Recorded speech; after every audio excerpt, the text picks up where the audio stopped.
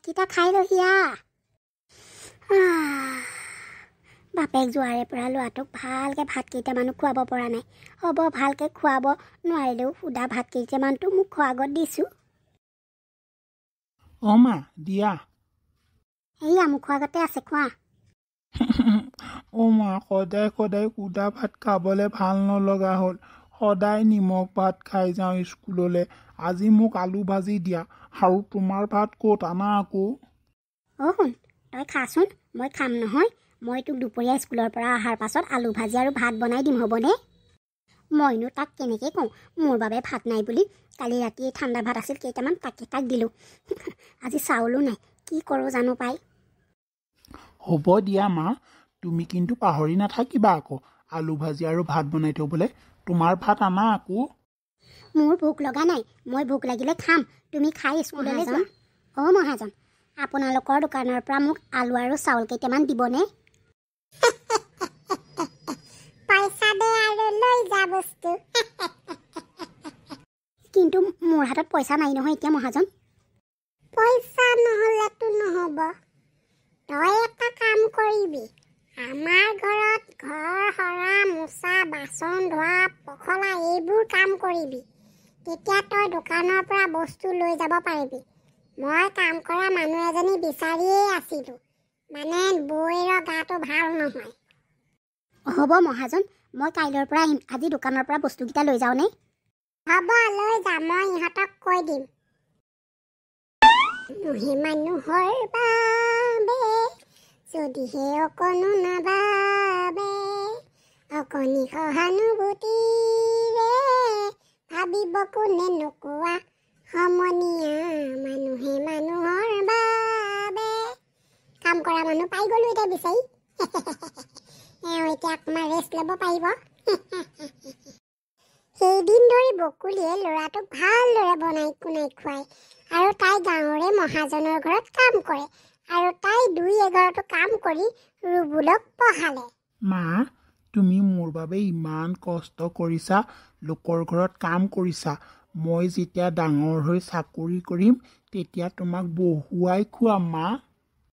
আই মোক কোনটোৱে চাকৰি কৰি পইচা আনিব আৰু মই ৰাণীৰ দৰে বহি বহি খাম আৰু সিহঁতৰ কেতিয়াবা খাবলৈ ঘৰত একোৱেই নাইকিয়া হয় এনেদৰে দিন বাগৰিল ৰুবুলে পঢ়ি শুনি চহৰত চাকৰি পালে মা তোমাৰ দুখ কষ্ট অন্ত পৰিল আৰু মোৰ চাকৰি হ'ল নহয় আমি এতিয়া ইয়াৰ পৰা যাবগৈ লাগিব মোৰ চাকৰি চহৰত হ'লেও মা আমি দুইটা তাত মজাকৈ থাকিম বোলা মোৰ মৰমৰ কোনটো ব'লা তেতিয়াহ'লে আমাৰ দুখ আঁতৰিব এতিয়াৰ পৰা ভগৱানে চকু মেলি চালে আৰু হওক পাই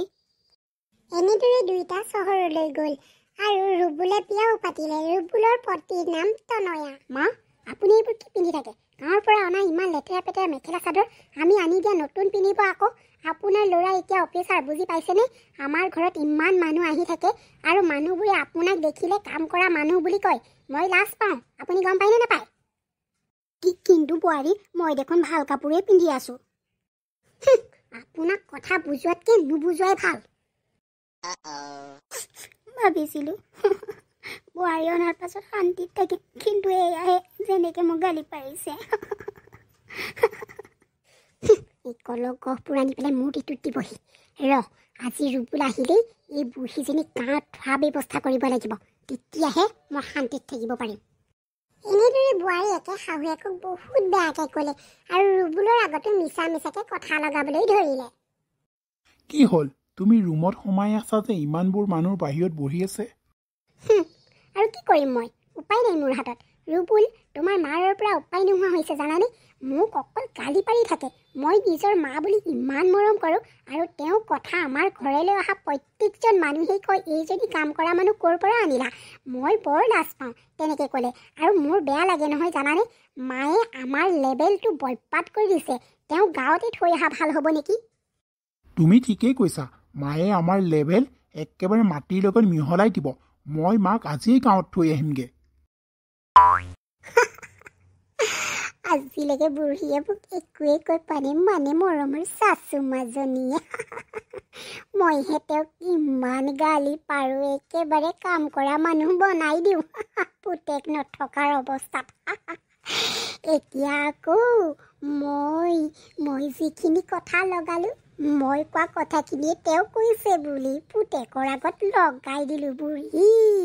মোৰ কথা নুশুনা ফলটোৰ এই গাঁৱলৈ যাবলৈ সাজু মৰমৰ পুত্ৰইটোক এতিয়া পঠাই দিব বেচেৰি শাহু মাজনী মা তুমি গাঁৱৰ ঘৰলৈকে যোৱাগে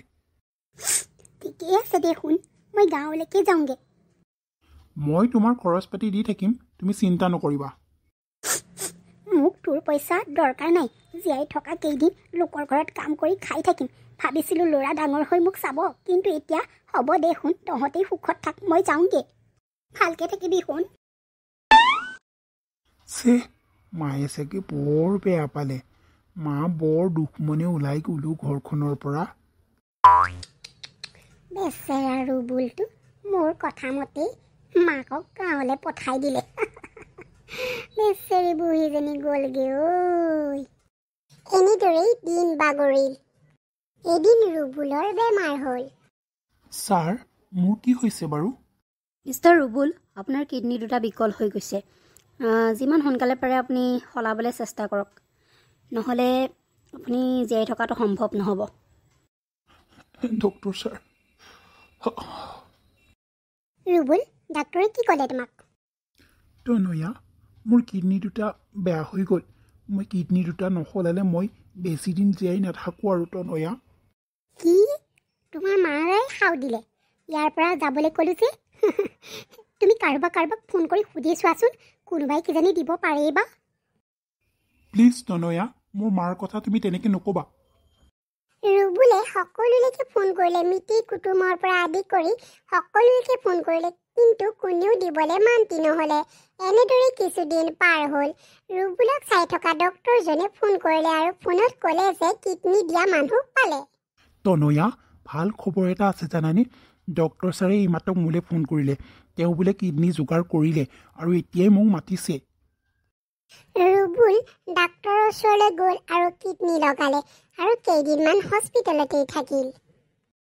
ৰুবুল হস্পিটেলৰ পৰা অহা কেইবাদিনো হ'ল আৰু ৰুবুলক তনয়াই ক'বলৈ ধৰিলে দেখিলানে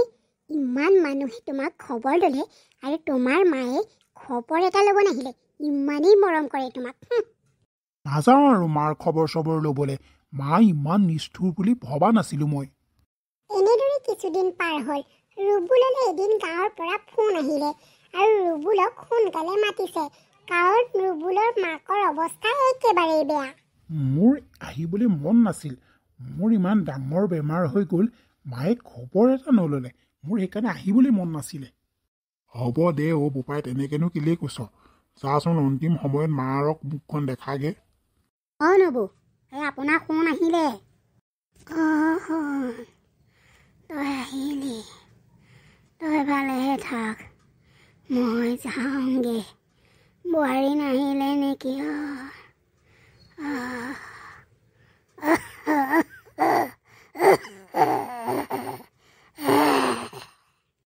নাই অহা ৰুবুলে মাকৰ ওচৰলৈ নগ'লে আৰু মাকক এবাৰো নামাতিলে মাক মৰি থাকিল মাকক খৰি দি মেলি ৰুবুলে গাঁৱৰ মানুহক ক'বলৈ ধৰিলে মই এতিয়া যাওঁ মাৰ সকাম নিকাম আপোনালোকেই পাতিব মই পইচা দি পঠাম মই আহিব নোৱাৰোঁ কিন্তু ৰুবুল তই নাহিলে আমি কেনেকৈ সকাম পাতিম ৰুবুল তই কি কৈছ নিজেই গম পাইছনে যিজনী মায়েৰে সৰুৰ পৰা তোক তুলি তালি ডাঙৰ দীঘল কৰিলে লোকৰ ঘৰে ঘৰে কাম কৰি নিজেই নাখাই তোক খুৱাইছিল সেইজনী মাক তই তেনেকৈ কৈছ আৰু মৰাৰ আগে আগে কিডনী দুটা তোক দি থৈ গৈছে তোৰ বাপে মায়ে কিমান বলিদান দিলে আৰু তোৰ ঘৰৰ পৰা বোৱাৰীয়ে খেদি দিলে ইমান বেয়াকৈ মাৰক ক'লে হা সেইজনী মাৰৰ বিষয়ে বেয়াকৈ কৈছ তই তোৰ অলপো লাজ লগা নাইনে হা কি খুৰা মোক কিডনী মায়ে দিলে হে ভগৱান মই এয়া কি কৰিলোঁ অ' মা মোক ক্ষমা কৰি দিবা তোমাৰ অকণো সুখ দিব নোৱাৰিলোঁ মা মা তুমি মোৰ বাবে ইমান বলিদান দিলা অথচ মই তোমাক কি দিলোঁ অন্তিম সময়ত মাত এটাও নিদিলোঁ তোমাক